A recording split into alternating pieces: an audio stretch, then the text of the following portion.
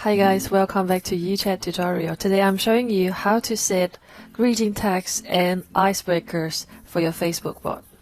Okay, so in your Facebook flow, go settings from the left sidebar.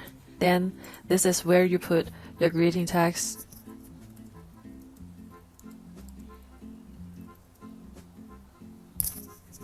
Okay, so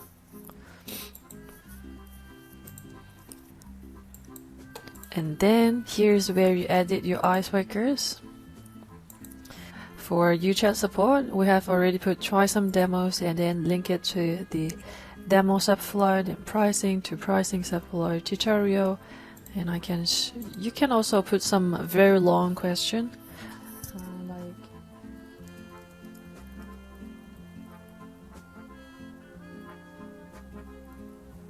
just like this, and then save.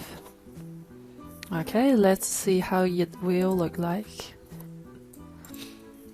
Now this is the name of your bot, and then typically it reply instantly. It's a website, and hi, this is a greeting tags, and then this is the icebreaker. So before user talk to you, they can look at some of the frequently asked question, and then they will click it to start a conversation. For example, I click tutorial.